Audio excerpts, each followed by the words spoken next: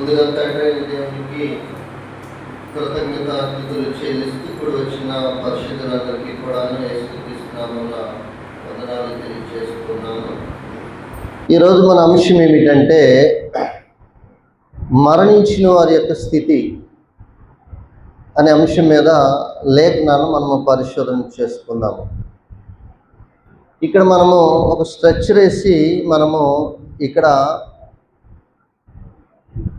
మరి చూపిస్తూ ఉన్నాము. అలా చూపిస్తున్నప్పుడు మీరు దీన్ని గమనించండి.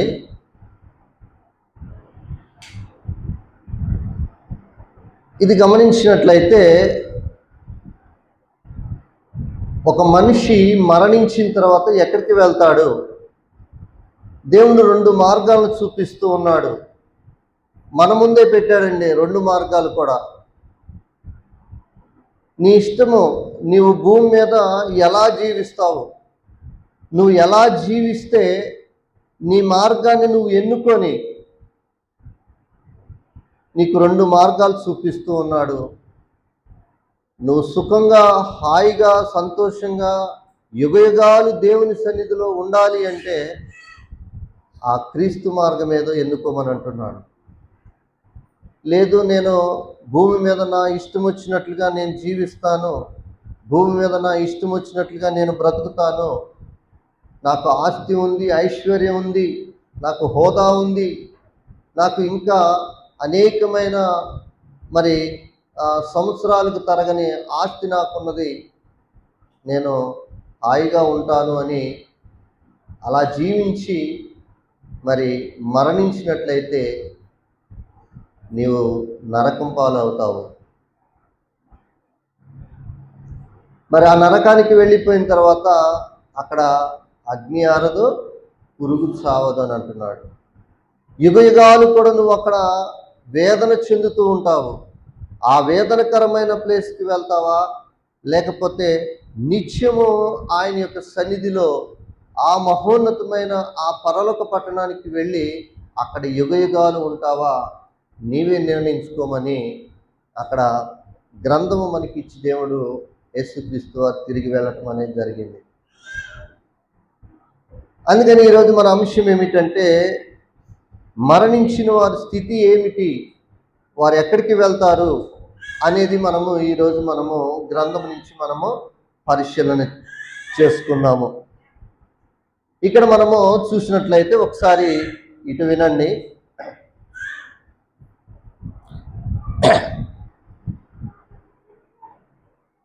ఇది భౌతికమైన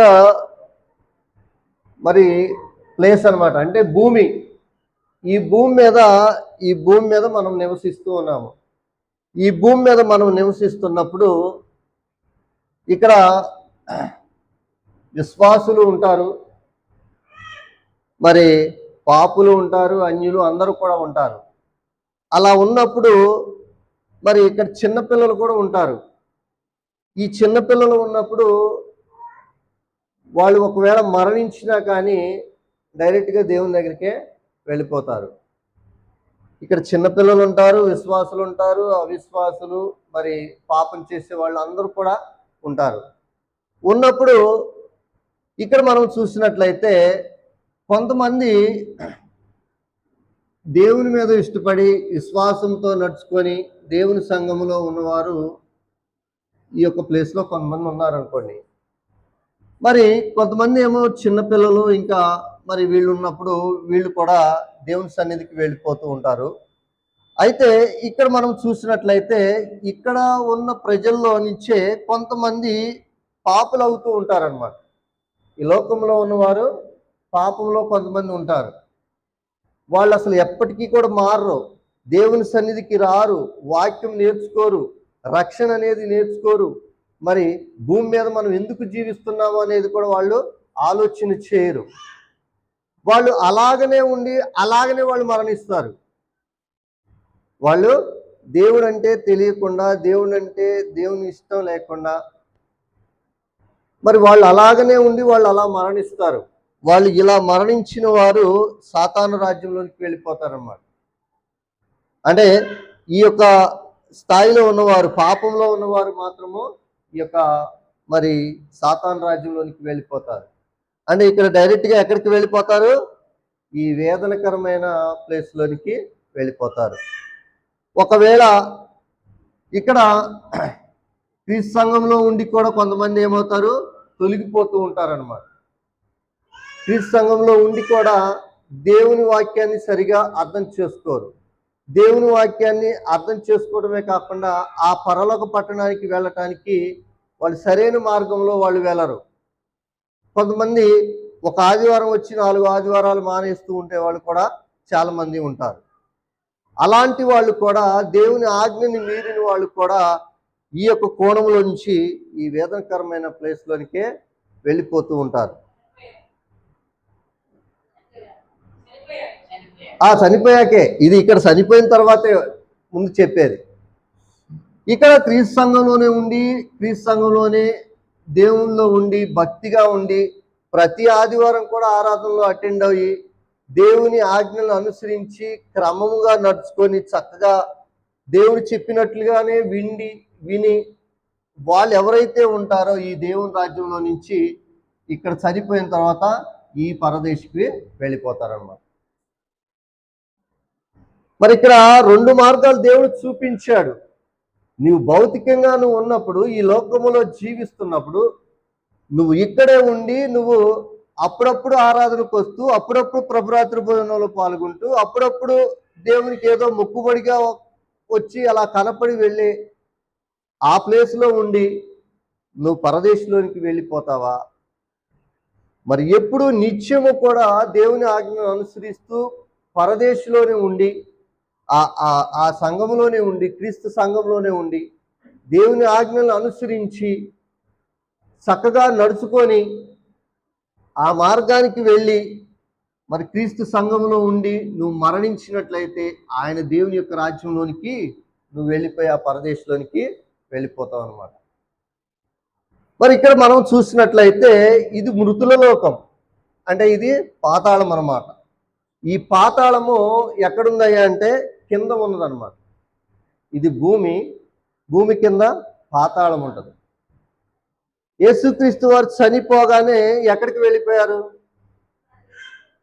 చెప్పండి?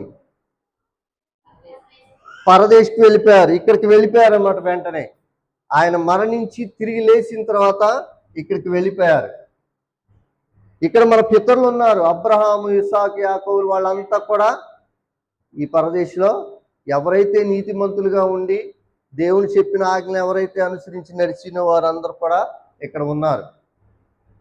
ఇదేమో ఈ యొక్క మృతుల లోకం. ఇది ఈ లోకములో 2 భాగాలు ఉంటాయి. మృతుల లోకంలో ఇది వేదనకరమైన ప్లేస్లో ఉంటారు, పరదేశంలో ఉంటారన్నమాట. దేవుని అనుసరించి నడుచుకున్న వారు దీంట్లో ఉంటారు.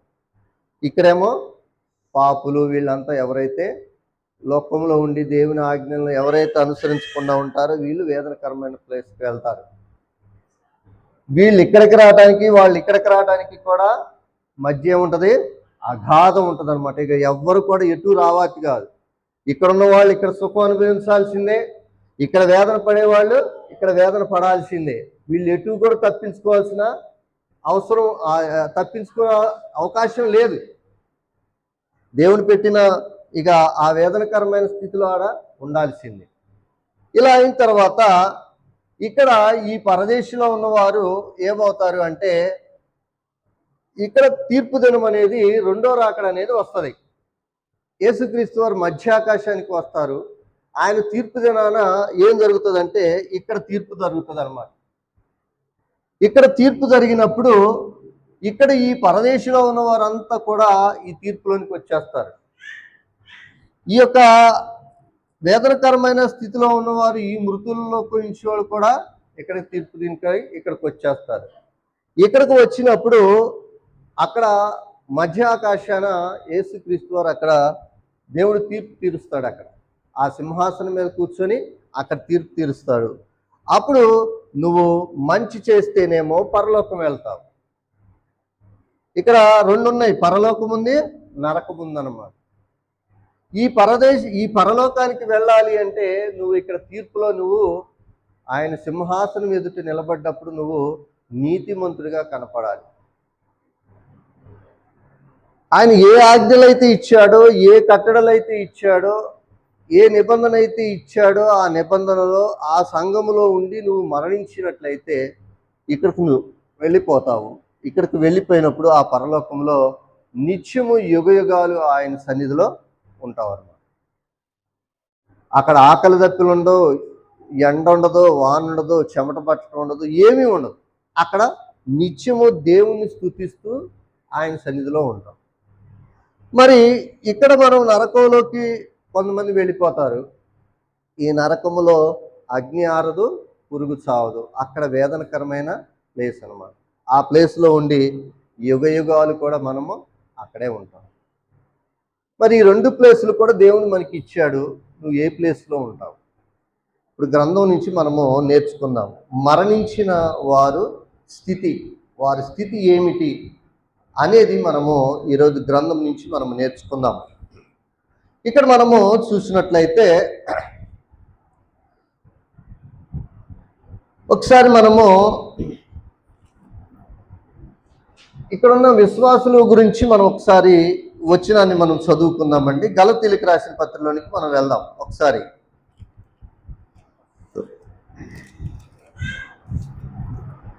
గలతీయులకు రాసిన పత్రికలోనికి మనం ఒకసారి వెళ్ళి చూసినట్లయితే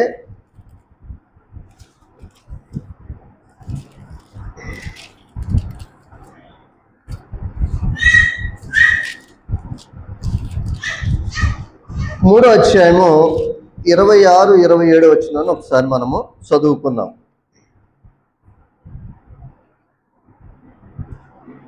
మూడో అధ్యాయము 26, 27 వచనాన్ని మనం చదువుకుందాం. గలతీయులకు రాసిన పత్రిక 170వ పేజీ. సీతారాములు గారు దొరికిందండి? ఓకే, చదవండి. 26, 27 వచనాన్ని మనం చదువుకుందాము. యేసుక్రీస్తునందు మీరందరూ విశ్వాసము వలన దేవుని కుమారులై ఉన్నారు. ఒక్క నిమిషం ఆగండి. మనం ఎవరి ద్వారాగా మరి దేవుని కుమారులు అయ్యాము? యేసుక్రీస్తు ద్వారాగా మనము దేవుని కుమారులు అయ్యాము. అంటే రక్షణ పొందిన ప్రతి ఒక్కళ్ళు కూడా దేవుని కుమారులు అయ్యారు. మరి దేవుని కుమారులైన మనము దేవుని చెప్పినట్లుగా మనం నడుస్తున్నామా లేదా అనేది మనం ఆలోచించాలి. సంవత్సరానికి 52, 53 వారాలు ఉంటాయి. ఈ 52, 53 వారాలు మనము ఆరాధనకి కంటిన్యూగా రావాలి. నాకు వర్షం పడుతుందని, నాకు ఎండ ఉందని, నాకు చలి పుడుతుందని, ఇలా మనము ఏదో చుట్టాలు వచ్చారని ఇంకా అనేకమైన షాపులు చెప్పి ఆరాధన మనము మానవేయకూడదు. దేవుని సన్నిధిని మనము విడిచిపెట్టకూడదు అన్నమాట. ఒక్క వారం మిస్ అయినా కానీ మనం ఏమవుతాము? ఆ పరలోక పట్టణానికి మనము చేరం. ఒక్క వారం మిస్ అయినా కానీ మనము ఆ నరకానికి వెళ్ళిపోతాం. ఆ వేదనకరమైన ప్లేస్కి మనం వెళ్ళిపోతాం. అందుకనే దేవుని సన్నిధికి రండి, దేవుని సన్నిధికి వచ్చి ఆరాధనలో పాల్గొనండి అనేది ఎందుకు చెప్తున్నామయ్యా అంటే, మీరు నరకంలో పడిపోవటము దేవునికి ఇష్టం లేదు. అందుకనే రండి రండి అని దేవుడు పిలుస్తూ ఉన్నాడు. అందుకనే మనము తప్పు చేయకుండా మరి పరలోక పట్టణానికి వెళ్ళటానికి మనము అవకాశం ఉంటుందన్నమాట. అందుకని ఇక్కడ అదే అంటున్నాం. మరి 26వ అధ్యాయము, క్రీస్తు యేసునందు మీరందరూ విశ్వాసము వలన దేవుని కుమారులై ఉన్నారు. విశ్వాసము వలనే మనము దేవుని కుమారులై ఉన్నామండి. ఇంకా ఏమంటున్నా అంటే, క్రీస్తులోనికి బాప్తిసము పొందిన మీరందరూ క్రీస్తును ధరించుకొని ఉన్నారు. మనం క్రీస్తులోనికి మనం బాప్తిసం పొందిన మనమందరము క్రీస్తును ధరించుకొని ఉన్నాము. క్రీస్తును ధరించుకొని ఉన్నప్పుడు మన యొక్క ఆలోచన అంతా ఎలా ఉండాలి? క్రీస్తుని వెంబడించే వారిలాగే ఉండాలి. క్రీస్తు చెప్పినట్లుగానే నడుచుకోవాలి. క్రీస్తు యొక్క ఆజ్ఞల్ని మనం అనుసరించి నడుచుకోవాలి. క్రీస్తును ధరించుకొని ఉన్నాం. క్రీస్తుని ధరించుకొని ఉన్నప్పుడు మనం ఏం చేయాలి? క్రీస్తులాగే మనము నడుచుకోవాలి అన్నమాట. ఉదాహరణకి మనము నేను ఉదాహరణ ఒకటి చెప్తాను, మీరు వినండి. ఇప్పుడు ఒక వ్యక్తి ఉన్నాడు అనుకోండి. ఆ వ్యక్తికి ఇటు వినండి. ఒక వ్యక్తి ఉన్నాడు అనుకోండి. ఆ వ్యక్తికి మరి పులి యొక్క డ్రెస్ వేశారనుకోండి. అతడు ఎలా ప్రవర్తించాలి? పులిలాగే ప్రవర్తించాలి. పులిలాగే గాండ్రించాలి. పులి ఎలాగైతే చేస్తుందో అలాగనే చేయాలి. మరి మరలా ఆ వ్యక్తికే ఆ డ్రెస్ తీసేశారు, కోతి లాంటి డ్రెస్ వేశారు. కోతి లాంటి డ్రెస్ వేసినప్పుడు ఎలా ఉండాలి? కోతిలాగే చేయాలి. కోతి డ్రెస్ వేసుకొని నేను కోతిలాగా గెంతను, కోతిలాగా నేను చేయను, పులిలాగే నేను చేస్తాను అంటే అది ఆ యొక్క వేషానికి సూట్ అవుతుందా? సూట్ అవ్వదు. అంటే ఏదైతే ఆ డ్రెస్ వేసుకుంటామో దానిలాగా ప్రవర్తిస్తేనే అప్పుడు ఆ వేషానికి నువ్వు న్యాయం చేసిన వాళ్ళు. అలాగే మనము క్రీస్తును ధరించుకున్నాము.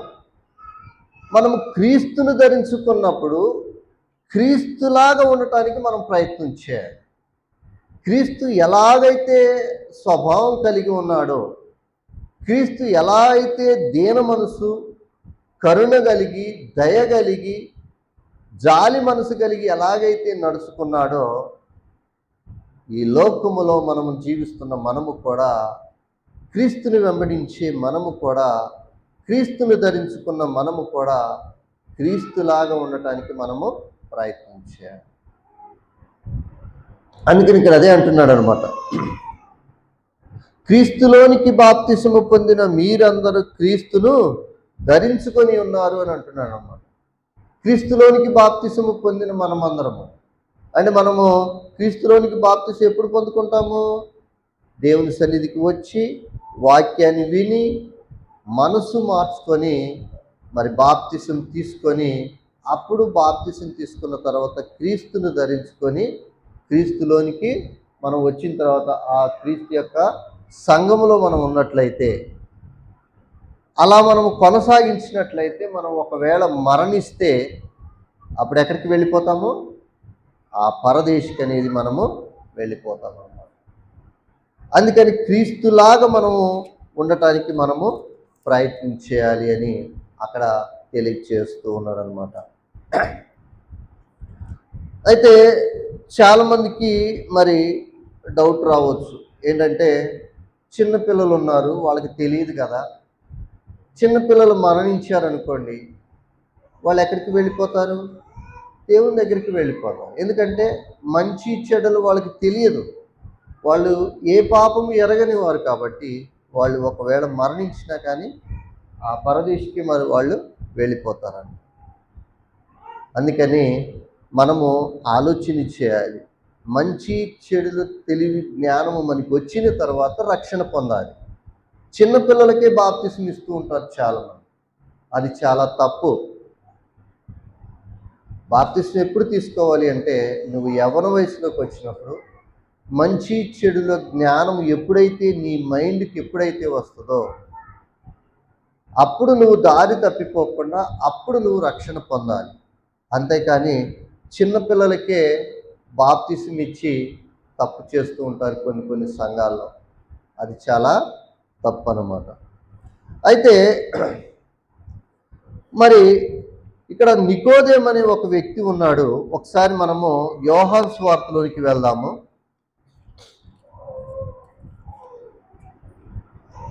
యోహాను సువార్తలోనికి మనం వెళ్ళి అక్కడ చూసినట్లయితే 3వ అధ్యాయము 3వ వచనంలో మనం చూద్దాం.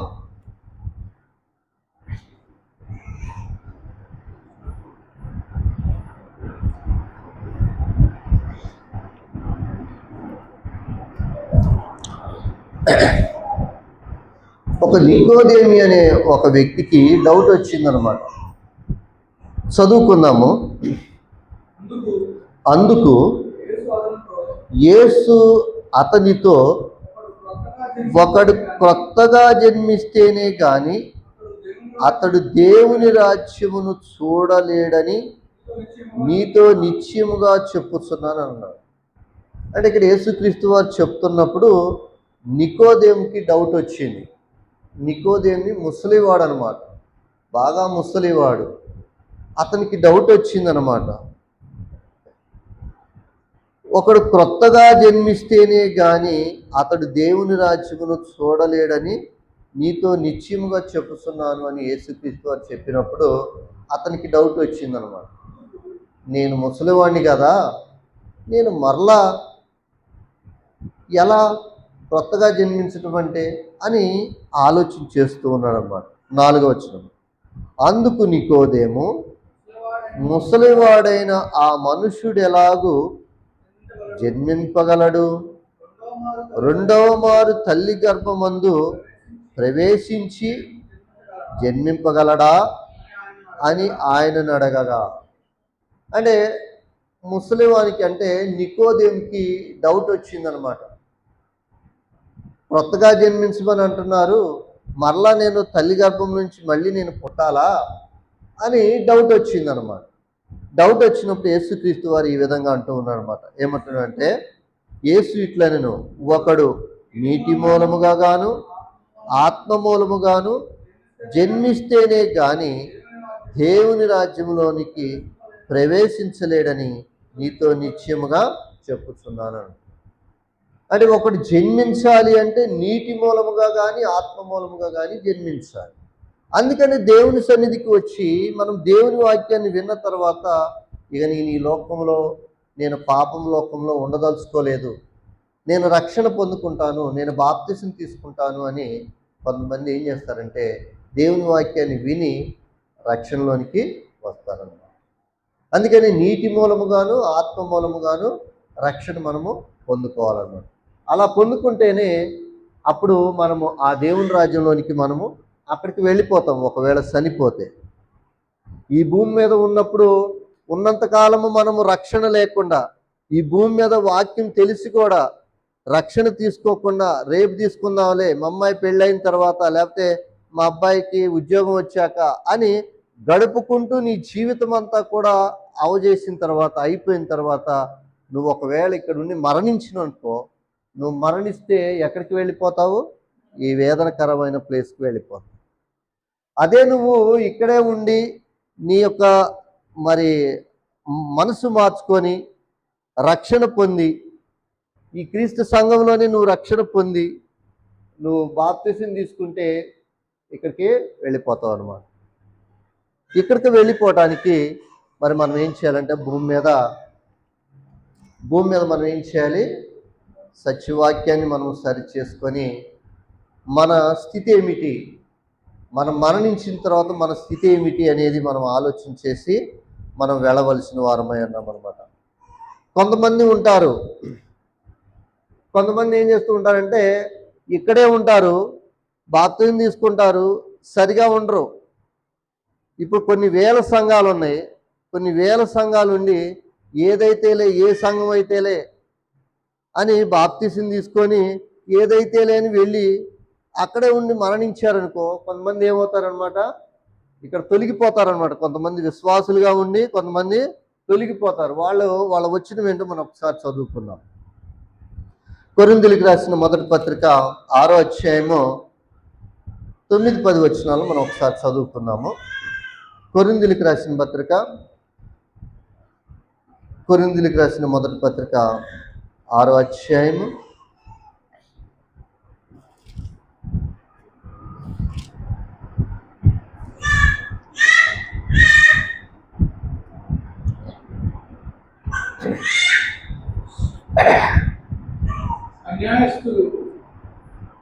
'అన్యాయస్తుడు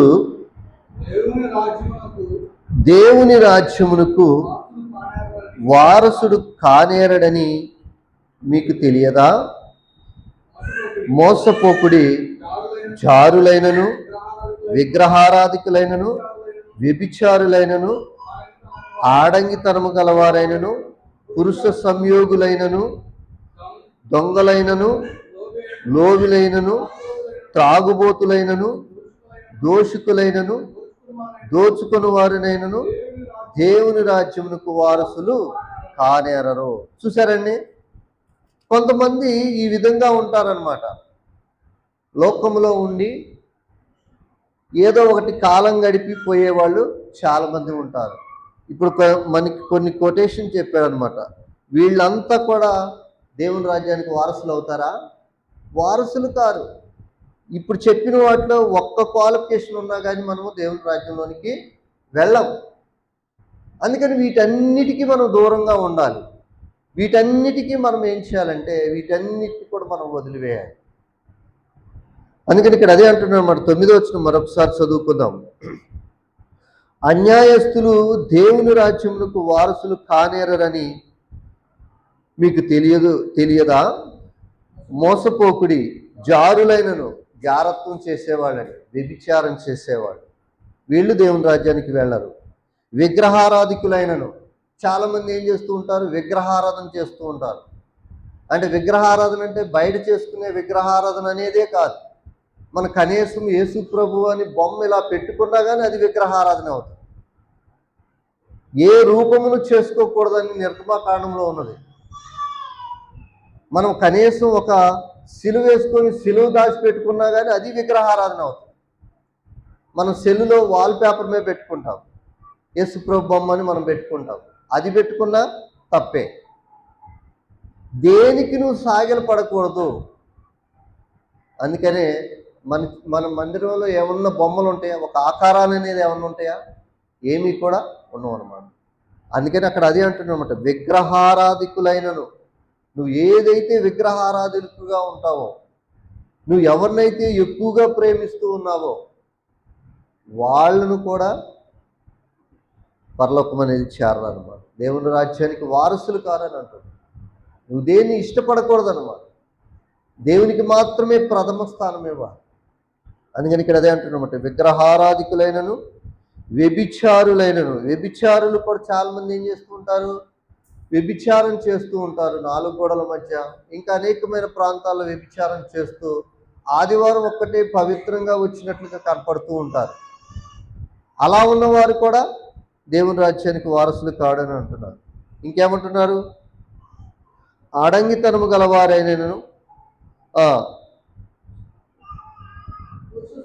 పురుష సంయోగులైనను, దొంగలైనను, లోబులైనను, త్రాగుబోతులైనను, దోషికులైనను. మనం దూషించేవారు కూడా, ఎవరిని కూడా మనం దూషించకూడదండి. క్రీస్తుని మనము ధరించుకున్నాము అంటే మన నోట బూతులైనను, సరసోక్తులైనను మరి ఏమీ కూడా మనకి రాకూడదు. అందుకని మనము క్రీస్తుని ధరించుకున్నాము కాబట్టి మన నోట బూతులు అనేది రాకూడదు. లోపల నుంచి వచ్చేది పవిత్రంగానే ఉండాలి అని దేవుడు తెలియచేస్తూ ఉన్నాడు. మనం చిన్న మాట అయిన చిన్న పిల్లవాడిని కూడా మనం తిట్టకూడదండి. చిన్న పిల్లవాడిని కూడా మనం కొట్టకూడదు. మన నోట బూతులైనను ఏమీ కూడా మన నోట రాకూడదు.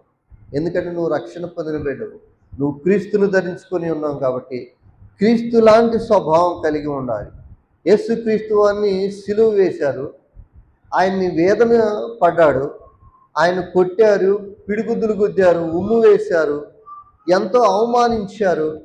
అయినప్పటికీ కూడా ఆయన దేవుని కుమారుడే, ఆయనకి శక్తి ఉన్నది. కానీ తగ్గించుకునే మనస్తత్వముతో ఆయన లోబడ్డా లేదా? ఆయన వీరేమి చేయుచున్నారో వీరిని క్షమించండి అని అన్నాడే తప్ప వారి మీదకి వ్యతిరేకంగా ప్రవర్తించలేదు, వారిని తిట్టలేదు, వారిని కొట్టలేదు, వారిని ఏమీ కూడా చేయలేదు. ఆయనకు అన్ని శక్తులు ఉన్నాయి, ఆయన ఏదైనా చేయగలిగే శక్తిమంతుడు. కానీ ఆయన ఒక్క మాట కూడా అనలేదన్నమాట. అందుకని ఇక్కడ అదే అంటున్నమాట, దూషికులైనను దోచుకొని వారినైనను దేవుని రాజ్యమునకు వారసులు కానేరరు అని అక్కడ తెలియచేస్తూ ఉన్నారు అన్నమాట. మనం దేవుని రాజ్యానికి వెళ్ళాలి అంటే, ఆ పరలోక పట్టణానికి వెళ్ళాలి అంటే మన నోట కనీసం ఒక చిన్న బూతి మాటలైన మనం రాకుండా మనం ఉండాలి. అలా ఉంటేనే ఆ దేవుని యొక్క రాజ్యానికి, ఆ పరలోక పట్టణానికి మనము వెళతామన్నమాట. అందుకని అలాగ ఉన్నా కానీ వాళ్ళు ఏమవుతారంటే విశ్వాసములో తొలగిపోయిన వారు కాబట్టి వాళ్ళు ఎక్కడికి వెళ్ళిపోతారు? ఆ యొక్క వేదనకరమైన ప్లేస్లోనికే వెళ్ళిపోతారు. అలా మనము ఉండకూడదు అని అక్కడ తెలియచేస్తూ ఉన్నారు అనమాట. మరి కొంతమంది అక్కడే ఉండి లోకంలో ఉండి పాపులుగా ఉంటారనమాట. పాపులు అవుతారు కొంతమంది. వాళ్ళని గురించి ఒకసారి మనం చూద్దాం. రోమిలికి రాసిన పత్రిక 3వ అధ్యాయము 23వ వచనం చదువుకుందాము. 3వ అధ్యాయం 23వ వచనంలో, ఏ భేదమును లేదు, అందరూ పాపము చేసి దేవుడు అనుగ్రహించి మహిమను పొందలేకపోతున్నారు అని అంటున్నాడు అనమాట. మనం అందరం పాపం చేసిన వారమేనండి. ఆ పాపాన్ని కడిగి వేసుకోవాలి. ఆ పాపాన్ని ఏం చేయాలి? కడిగి వేసుకోవాలి. అందుకని ఇక్కడ 3:23లో అదే అంటున్నమాట. ఏ భేదమును లేదు. దొరకలేదండి? 135వ పేజీ రోమిలికి రాసిన పత్రిక. ఏ భేదమును లేదు, అందరూ పాపము చేసి దేవుడు అనుగ్రహించిన మహిమను పొందలేకపోతున్నారు అని అంటున్నాడు అనమాట. అందుకని ఏ భేదము లేదండి.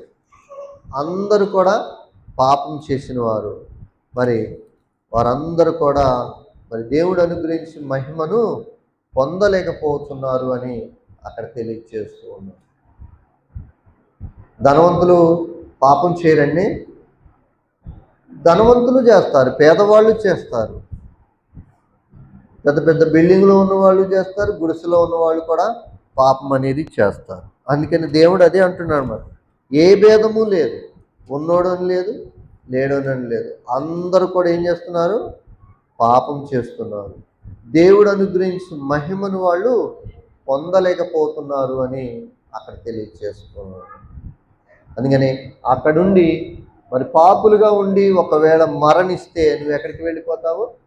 ఆ వేదనకరమైన ప్లేస్లోనికే వెళ్ళిపోతావు. అందుకని భూమి మీద ఉండగానే, ఇక్కడ మనం నివసిస్తుండగానే పాపులుగా ఉండకూడదు. మరి ఆ యొక్క విశ్వాసములో తొలగిపోయిన వారుగా ఉండకూడదు. దేవుని సన్నిధికి మరి ఎగ్గొట్టేవారుగా మనం ఉండకూడదు.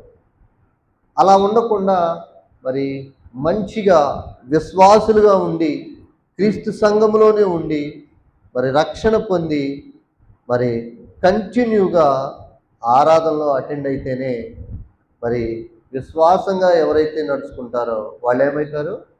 ఆ పరదేశికి వెళ్ళిపోతారు. మరి పరదేశంలోనికి వెళ్ళిన తర్వాత, మరణించిన తర్వాత పరదేశికి వెళ్ళిపోయిన తర్వాత అక్కడ ఉన్న పరిస్థితి ఏమిటో మనం ఒకసారి ఆలోచించేద్దాం. మనము లూకా సువార్తలోనికి మనం వెళ్దాము. లూకా సువార్తలోనికి మనం వెళ్ళి అక్కడ 16వ అధ్యాయంలో మనం చూద్దామండి. లూకా సువార్త 16వ అధ్యాయంలోనికి మనం వెళ్ళి చూసినట్లయితే, తండ్రివైన అబ్రహామా, నా యందు కనికరపడి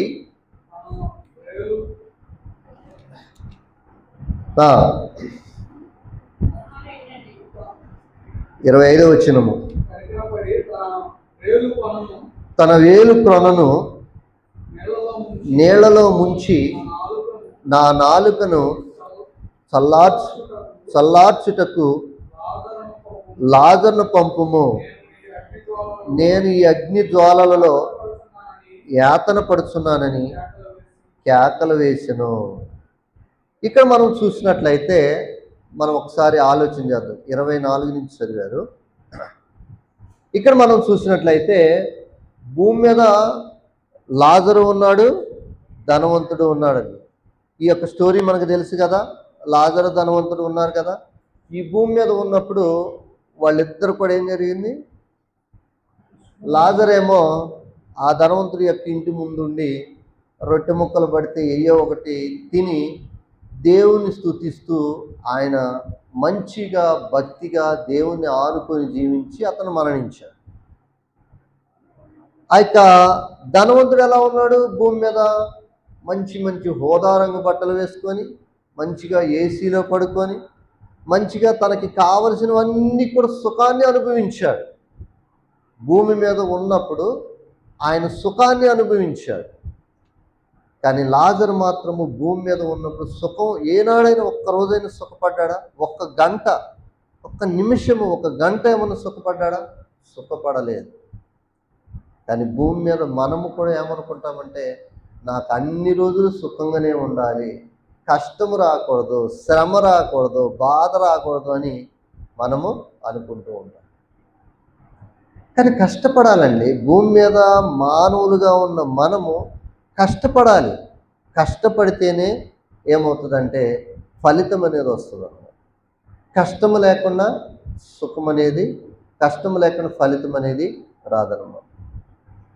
భూమి మీద జీవించినప్పుడు లాజరు చాలా దరిద్రమైన స్థితిలో ఆయన దిగజారిపోయి అలాంటి రోత జీవితాన్ని జీవించాడు. కానీ దేవుని దూషించలేదు, దేవుని ఒక్క మాట కూడా అనలేదు.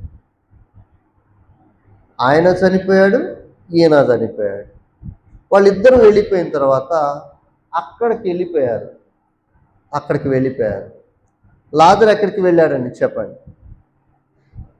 ఈ స్థితిలో లాజరు ఎక్కడికి వెళ్ళాడు? లాజరు పరదేశికి వెళ్ళిపోయాడు. ధనవంతుడు వేదనకరమైన ప్లేస్లోనికి వెళ్ళిపోయాడు. ఇక్కడ భూమి మీద జీవించినప్పుడేమో వాళ్ళిద్దరు కలిసి జీవించారు. వాళ్ళు ఇక్కడికి వచ్చిన తర్వాత వాళ్ళ యొక్క స్థితులు మారిపోయి ఇక్కడ పరదేశంలో ఉన్నాడు లాజరు, ధనవంతుడేమో కింద ఉన్నాడు. ఇక్కడ ఈ వేదనకరమైన ప్లేస్లో ఉండి అగ్ని జ్వాలల మధ్య కాలుతూ ఉన్నప్పుడు అరుస్తూ ఉన్నాడు, కేకలు వేస్తూ ఉన్నాడు. ఇక్కడ ఉండి పైకి చూశాడనమాట. పైకి చూసినప్పుడు ఎవరున్నారు? పైన లాజరు ఉన్నాడు అనమాట. అబ్రహాము రొమ్మును ఆనుకొని ఉన్నాడు. నీతిమంతుడిగా ఉన్నాడు, యథార్థంగా జీవించాడు. దేవుని ఒక్క మాట అయినను అనకుండా యథార్థంగా జీవించి అక్కడ ఆయన మరణించడం జరిగింది. అప్పుడు అంటూ ఉన్నాడు, 24వ వచనంలో అంటున్నాడు అనమాట, తండ్రివైన అబ్రహామా, ఇక్కడి నుంచి కేకలు పెడుతూ ఉన్నాడు అనమాట. తండ్రివైన అబ్రహామా, నా యందు కనికరపడి తన వేలు కొనను నీళ్లలో ముంచి నా నాలుకను చల్లార్చుటకు లాజరును పంపమని నేను ఈ అగ్ని జ్వాలలో వేతన పడుచున్నానని కేకలు వేసి చెప్పాను. అందుకు అబ్రహాము, కుమారుడా, నీవు నీ జీవితకాలం అంతయు నీకిష్టమైన సుఖాన్ని అనుభవించుతుంది. భూమి మీద లాజరు ఏం చేశాడండి?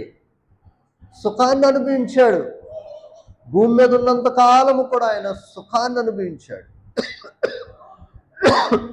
చెప్పండి. ధనంలో ఉండి సుఖం అనుభవించాడు. ధనం ఉన్నది కాబట్టి, ఐశ్వర్యం ఉన్నది కాబట్టి, హోదా ఉన్నది కాబట్టి ఈ భూమి మీద ఉన్నంత కాలం తనకిష్టమైన జీవితాన్ని జీవించాడు. అందుకని ఇక్కడ అదే అంటున్నాడు అబ్రహాం, కుమారుడా, నీవు నీ జీవితకాలం అంతా కూడా ధనవంతుడితో చెప్తూ ఉన్నాడు అనమాట, నీకిష్టమైన సుఖాన్ని అనుభవించితివి. భూమి మీద ఉన్నప్పుడు సుఖాన్ని అనుభవించాడా లేదా? అనుభవించాడు.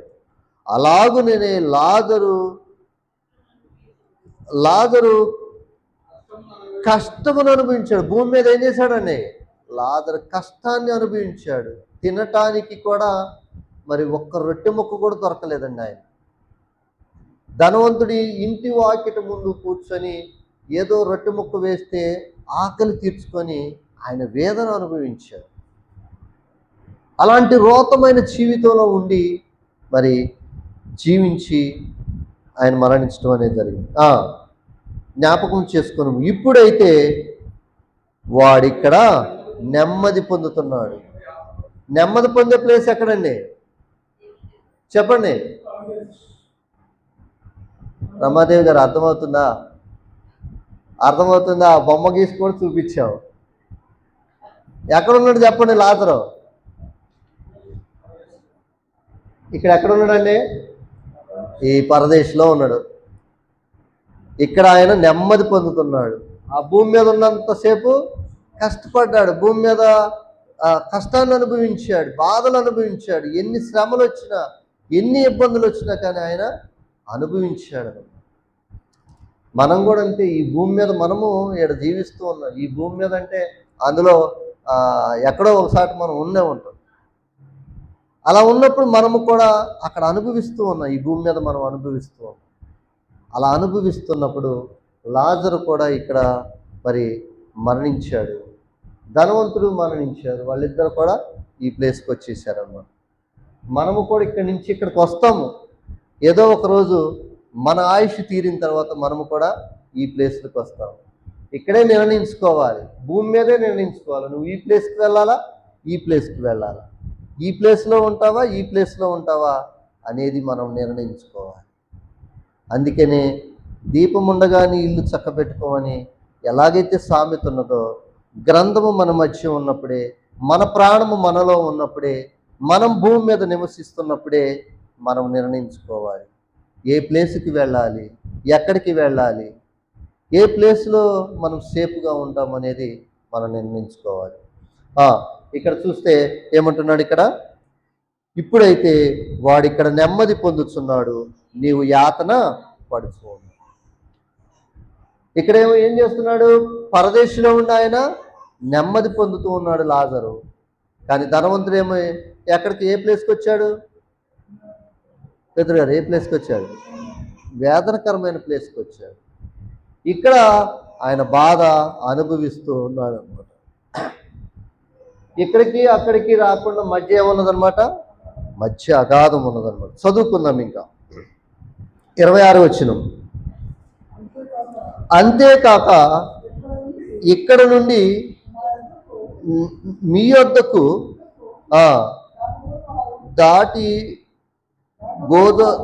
దాటగోరు వారు దాటి కోజాలకుండునట్టు అక్కడ వారు నా యొద్దకు దాటి రాజాలకుండునట్లును మాకును మీకును మధ్య మహా అగాధం ఉన్నదని చెప్పాను.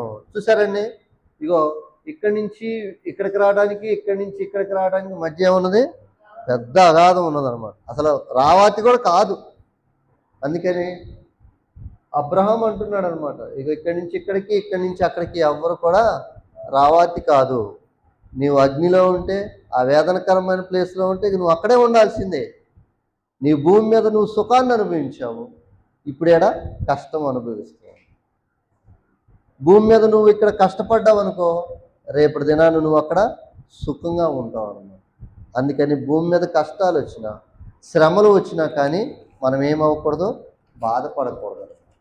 ఎందుకంటే అవి మనకి వచ్చినా కానీ క్రీస్తుకు వచ్చిన బాధల్లో, పౌలు గారికి వచ్చిన బాధల్లో అవి మనకి ఎన్న తగినవి కావు అనుకోవాలి తప్ప, అయ్యో నాకు కష్టం వచ్చింది, అయ్యో నాకు బాధ వచ్చింది, నేను దేవుని సన్నిధికి వెళ్ళటం వల్లే నాకు వచ్చింది, ఆరాధనకి వెళ్ళటం వల్లే నాకు వచ్చింది అని మనము ఎప్పుడు అనుకోకూడదు. సరే, ఇక్కడి నుంచి మనం ఇక్కడికి వచ్చేసాం. ఇక్కడ అంత్య తీర్పు అనేది జరుగుతూ ఉన్నదన్నమాట. అండ్ ఇక్కడికి ప్లేస్కి వచ్చేసాం. ఇక్కడికి వచ్చిన తర్వాత అంత్య తీర్పు అనేది జరుగుతుంది. అంటే యేసుక్రీస్తు వారు మధ్యాకాశానికి వస్తారు. రెండో రాకడ సమయం. మొట్టమొదటిసారి యేసుక్రీస్తు వారు భూమి మీదకి వచ్చారు, మరణించి తిరిగి లేచి వెళ్ళిపోయి ఆయన పరదేశికి వెళ్ళిపోయి అక్కడ ఉన్నారు. ఉన్న తర్వాత మరి రెండోసారి రాబోతూ ఉన్నాడు. ఆ రెండోసారి అంత్య తీర్పు అంటే ఈ భూమి మొత్తము కూడా ప్రచండమైన మరి ఇదంతా కూడా స్మాష్ అయ్యే రోజు ఒక అంత్య తీర్పు అనేది వస్తుంది. ఆ అంత్య తీర్పు గురించి మనము ఒకసారి ఆలోచించేద్దాం. ఒకసారి మత్తయి సువార్తలోకి వచ్చేద్దాము. మత్తయి సువార్త రండి. మత్తయి సువార్త చదువుకున్నట్టు వెళ్ళిపోదాం. 24వ అధ్యాయము, మత్తయి సువార్త 24వ అధ్యాయము.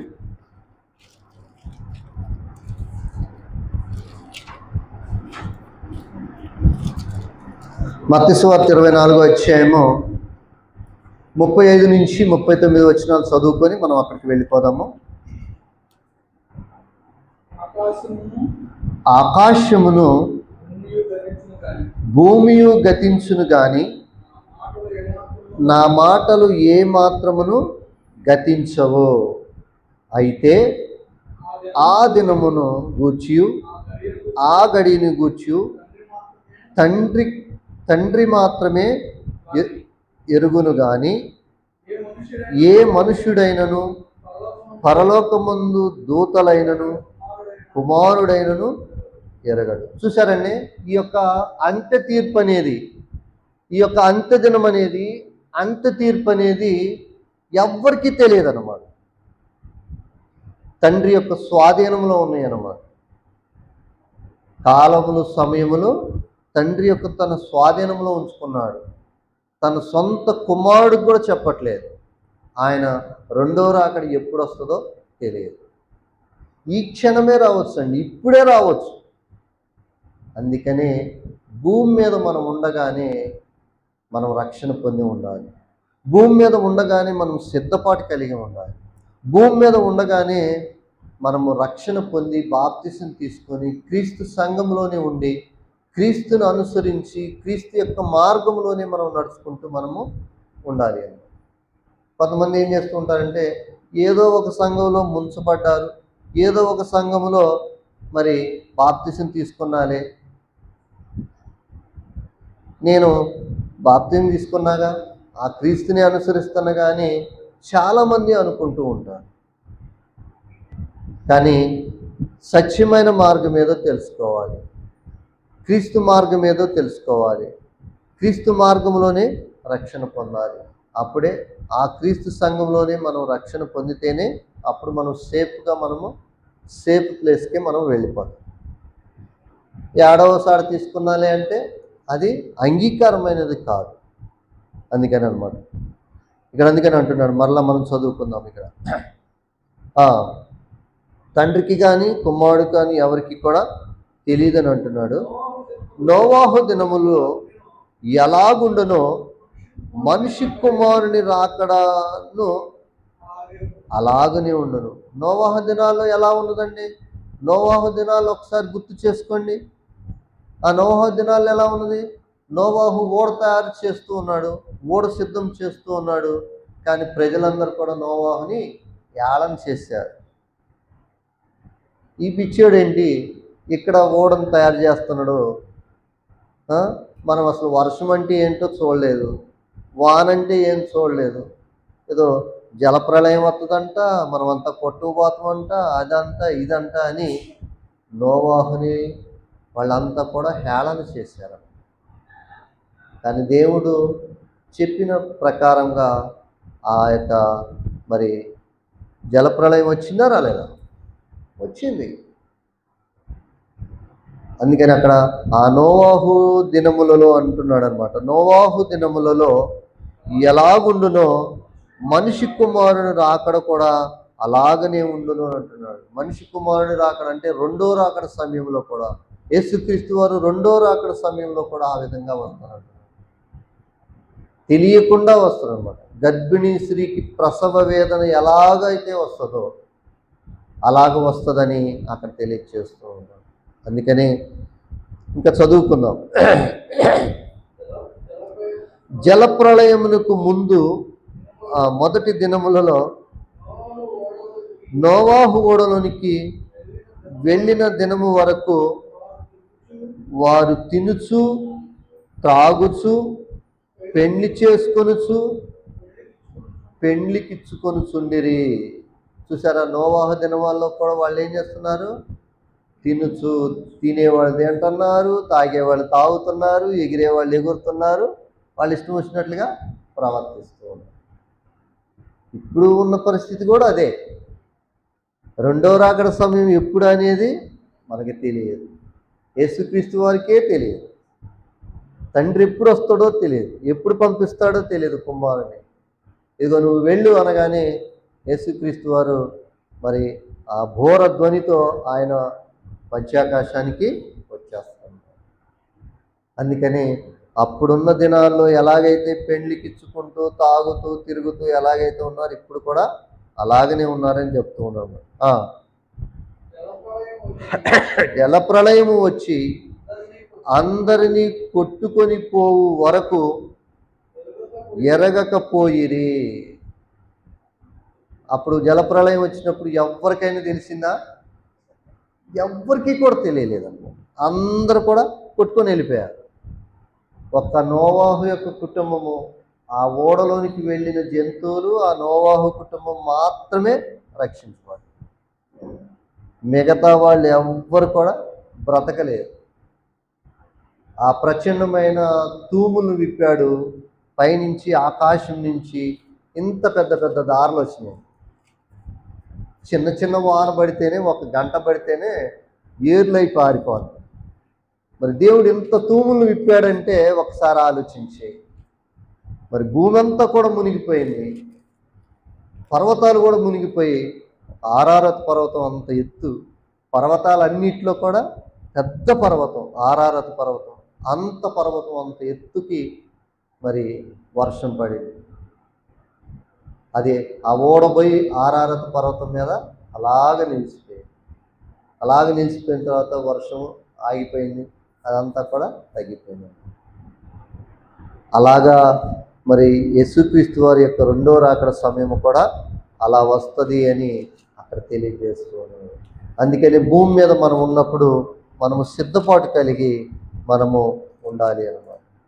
రక్షణ పొంది ఉండాలి, బాప్తిసం తీసుకొని ఉండాలి, క్రీస్తును అనుసరించి క్రీస్తులోనికి బాప్తిసం పొంది మనం ఉండటానికి మనము ప్రయత్నించాలి అన్నమాట. ఇంక మనము మరి రెండో రాకడ సమయంలోనే మరి మృతుల పునరుద్ధానం అనేది ఇక్కడ కింద మనం చూస్తే ఇక్కడ మృతుల పునరుద్ధానం అనేది ఉంటుంది అనమాట. వీళ్ళు ఈ యొక్క కొరింథీయులకు రాసిన మొదటి పత్రిక 15వ అధ్యాయం మొత్తం చదువుకుంటే అందులో మంచిగా ఉంటుంది. ఆ మృతుల పునరుద్ధానం గురించి దాన్ని చదువుకోండి. ఇప్పుడు ఆ అధ్యాయం చదివించే టైం లేదు. ఓకే, ఇక్కడ అంత్య తీర్పు, యేసుక్రీస్తు వారు రెండో రాకడ సమయము వచ్చిందనమాట.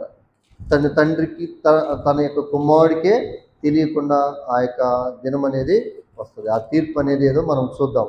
ఒకసారి మనము ప్రకటన గ్రంథానికి వెళ్దామండి. 20వ అధ్యాయానికి వెళ్దాము. చదువుకున్నామండి, అయిపోవచ్చింది. ప్రకటన గ్రంథం 20వ అధ్యాయము 11వ వచనం నుంచి మనం చదువుకుందాం.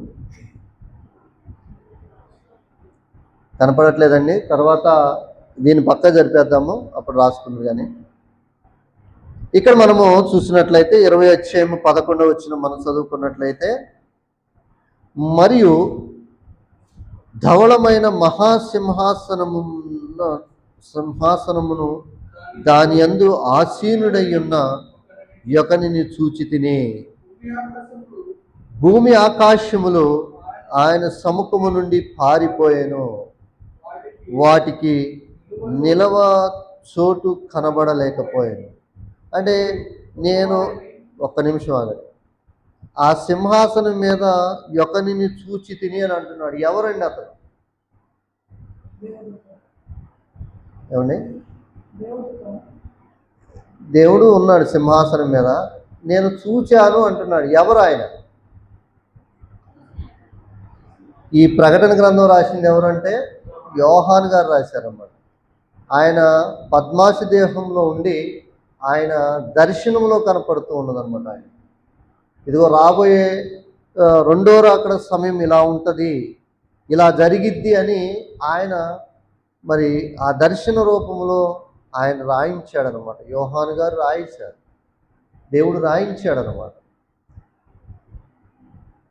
చదువుకుందాము. మరియు గొప్పవారేమి కొద్దివారేమి మృతులైన వారందరూ ఆ సింహాసనం ఎదుట నిలబడి ఉండుట చూచి తిని. చూసారంటే భూమి మీద వాళ్ళంతా కూడా గొప్పవారే కానీ పేదవారు, ధనవంతులు, మామూలుగా వాళ్ళందరూ కూడా ఈ తీర్పు దినాన ఆ సింహాసనం ఎదుట నిలబడతారన్నమాట. అందరూ కూడా అప్పుడు గ్రంథములు విప్పబడెను, మరియు జీవ గ్రంథమును వేరొక గ్రంథమును విప్పబడెను. అంటే అక్కడ ఆ సింహాసనం ఎదుట అందరు కూడా నిలబడతారు కదా. ఆయన సింహాసనం మీద కూర్చొని ఉన్నాడు. కూర్చొని ఉన్నప్పుడు అక్కడ 2 గ్రంథాలు విప్పబడతాయి అన్నమాట. ఒకటి ఏంటిదంట, జీవ గ్రంథమును, వేరొక గ్రంథము విప్పబడెను. ఆ గ్రంథమందు వ్రాయబడి ఉన్న వాటిని బట్టి తమ క్రియల చొప్పున మృతులు తీర్పు పొందిరి. క్రియల చొప్పున అని అంటున్నాడండి. మనము భూమి మీద చేసే క్రియలు ఏవైతే ఉంటాయో, మంచి క్రియలైతే మంచి తీర్పు వస్తుంది, చెడ్డ క్రియలైతే చెడ్డ తీర్పు వస్తుంది అన్నమాట. అందుకని ఇక్కడ క్రియల రూపకంలో మనము పని చేయాలి. నేను నమ్ముకున్నాను, నేను దేవుడంటే ఇష్టము అని ఇంటి దగ్గరే ఉంటే నువ్వు క్రియ చేసినట్ట చేయనట్ట? క్రియ చేయనట్టే. దేవుడంటే ఇష్టం అన్నప్పుడు దేవుని యొక్క సన్నిధికి రావాలి, ఆరాధనలో అటెండ్ అవ్వాలి, ప్రతి వారము కూడా ఆరాధనలో ఉండాలి. ఆ క్రియ అనేది కనపడాలి, నువ్వు పని చేసినట్లుగా కనపడాలి. అందుకని ఇక్కడ క్రియల చొప్పున మృతులు తీర్పు పొందిరి అని అంటున్నాడు. అప్పుడు తీర్పు పొందుతామండి. మన క్రియల చొప్పునే, మనం చేసిన పనులను బట్టే, మనం నడిచిన నడవడికను బట్టే, మన ప్రవర్తన బట్టే ఆయన తీర్పు తీరుస్తాడన్నమాట. అందుకని మనము భూమి మీద మనం ఉన్నప్పుడు మంచి క్రియలు చేయటానికి ఇష్టపడాలి. చెడ్డ క్రియలు చేస్తే చెడ్డ తీర్పే వస్తుంది అన్నమాట. సముద్రము లోనున్న మృతులను అప్పగించెను. మరణమును, పాతాళమును, వాటి వశమునున్న మృతులను నప్పగించెను. అంటే సముద్రంలో ఉన్న పడిపోయిన వాళ్ళు, మరి పాతాళంలో పడిపోయిన వాళ్ళు, వాళ్ళందరూ కూడా ఆ యొక్క తీర్పులోనికి వచ్చేస్తారు. వారిలో ప్రతివాడు తన క్రియల చొప్పున తీర్పు పొందుదురు అని అంటారు. అందరూ వస్తారు ఆ తీర్పు దినాన, అందరూ వస్తారు. సముద్రంలో ఉన్నవాళ్ళు, అక్కడ ఉన్నవాళ్ళు, ఇక్కడ ఉన్నవాళ్ళు అందరూ కూడా ఆ యొక్క తీర్పు దినాన్ని వచ్చేస్తారు. మరణమును, మృతుల లోకమును అగ్నిగుండములో పడవేయబడును. ఆ అగ్నిగుండము 2వ మరణం. చూసారండి, మరణమును, మృతుల లోకమును అగ్నిగుండములో పడవేయబడుతుంది అనమాట. అప్పుడు అగ్నిగుండము 2వ మరణము అని తెలియజేస్తాం. ఆ యొక్క 2వ మరణం అనమాట. ఎవని పేరైనా జీవ గ్రంథమందు వ్రాయబడినట్లు కనబడని ఎడల వాడు అగ్నిగుండములో పడవేయబడును. చూసారా, ఆ జీవ గ్రంథములో ఆయన దగ్గర ఒక గ్రంథం ఉంటుందండి. ఈ పరిశుద్ధ గ్రంథమే కాదు, ఆయన దగ్గర ఒక గ్రంథంలో ఆయన రాసుకుంటూ ఉంటాడు. ప్రతిరోజు వచ్చిన వాళ్ళ లిస్ట్ అంతా, నువ్వు చేసిన క్రియలన్నీ, నీ డేటా మొత్తం అక్కడే ఉండదు. ఒక సిప్పు నొక్కుతాడు అంతే, ఇది మొత్తం బయటపడింది. నువ్వు ఎన్ని ఆదివారాలు మానేసావు, ఎంతమందిని తిట్టావు, ఎంతమందిని నువ్వు మోసం చేసి, ఎంతమందితో నువ్వు ఏం చేసావు, ఆన్ చేసావు, అదంతా కూడా నీ డేటా మొత్తం అక్కడ కనపడు. నువ్వు చెడ్డ తీర్పు తీరిస్తే ఆ జీవ గ్రంథంలో నీ పేరు తుడిచేస్తాడు. తుడిచేస్తే నీకు అక్కడ పేరు ఉండదు. నువ్వు ఎక్కడికి వెళ్తావు?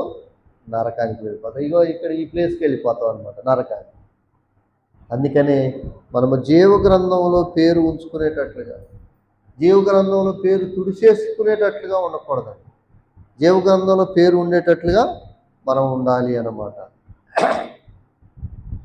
అందుకనే మనము ఆ యొక్క జీవ గ్రంథంలో పేరు వ్రాయించుకొని ఎవరైతే లేకుండా ఉంటారో వాళ్ళు అగ్నిగుండంలో పడవేస్తారు అని అంటున్నారు అన్నమాట. మరి ఈ యొక్క నీతిమంతులంతా కూడా ఈ యొక్క పరదేశంలోనికి వచ్చేసారు, పరలోకంలోనికి వచ్చేసారనమాట. అక్కడ ఎలా ఉంటుందో మనం ఒకసారి 21వ అధ్యాయము 1 నుంచి 7 వచనాలు మనం చదువుకుందాం. ప్రకటనే 21వ అధ్యాయం 1-7 వరకు. అంతటా నేను క్రొత్త ఆకాశమును క్రొత్త భూమిని చూచితిని. మొదటి ఆకాశము మొదటి భూమిని గతించిపోవును, సముద్రమును ఇంకనూ లేవు. మరియు నేను నూతనమైన యెరూషలేము అను ఆ పరిశుద్ధ పట్టణము తన భర్త కొరకు అలంకరింపబడి పెండ్లి కుమార్తె వలె సిద్ధపడి పరలోకమందున్న దేవుని యొద్ద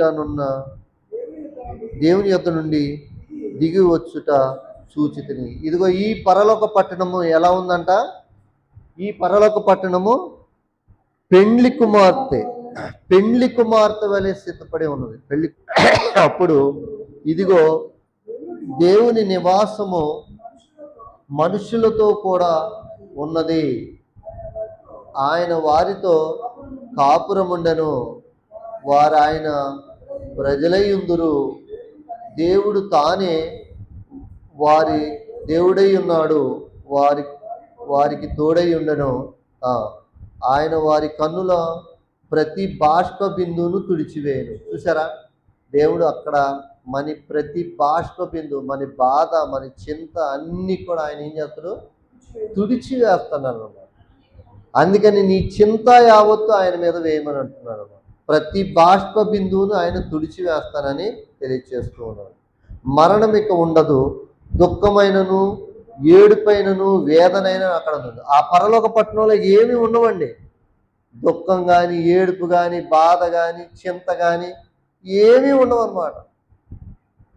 ఎందుకంటే భూమి మీద మనం అవన్నీ అనుభవించాం కాబట్టి, భూమి మీద మనం అన్ని ఆ కష్టాలు అవన్నీ కూడా వేదనంతా అనుభవించాం కాబట్టి, పరిశుద్ధ పట్టణంలో మనం పరలోకంలోకి మనం వెళ్ళిపోయిన తర్వాత అక్కడ మనకి ఇక ఏమీ ఉండవని అంటుంది. ఇక ఉండవు. మొదటి సంగతులు గతించిపోయినని సింహాసనములో నుండి వచ్చిన గొప్ప స్వరము చెప్పిన వింటిని. అప్పుడు సింహాసనాసీనుడై ఉన్నవాడు ఇదిగో సమస్తమును నూతనమైనదిగా చేసి ఉన్నాడని చెప్పాను. అది సమస్తము నూతనమైనది అంటే ఆ పరలోక పట్టణం నూతనమైనదిగా ఉన్నదని చెప్తున్నాడు.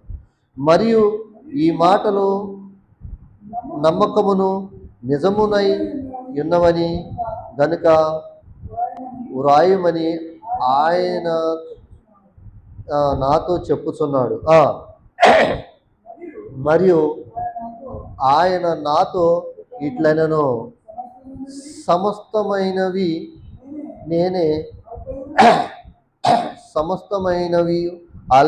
నేనే అల్పయు ఓమేగను, అనగా ఆదియు అంతమునై ఉన్నాను. దేవునికి పుట్టుక లేదు, చావు లేదనమాట. అల్పయు ఓమేగయు నేనే అని అంటున్నాడు. నేనే ఆదియు అంతము నేనే అని అంటున్నాడు. అందుకనే దేవునికి మరి ముందు కానీ దేవుని తర్వాత కానీ ఎవరూ లేరు. ఆయనే అంతము, ఆయనే ఓమేగా అని అంటున్నాడు అనమాట. ఆదియు అంతము నేనే అంటున్నాడు అనమాట. దప్పికగొను వానికి జీవజలము బొగ్గలో జలమును నేను ఉచితముగా అనుగ్రహించి తిని. అంటే ఎవరికైతే దప్పిక ఎవరికైతే ఉంటుందో ఆ యొక్క జీవజలాన్ని నేనే అని అంటున్నాడు అనమాట. జయించు వారు వీటిని స్వతంత్రించుకుందరు. ఎవరైతే జయిస్తారో, ఎవరైతే ఆ పరదేశంలో నుంచి ఆ యొక్క తీర్పు దినానికి ఎవరైతే వస్తారో వాళ్ళు జయించిన వారు ఈ పొందుకుంటారని అంటున్నారు.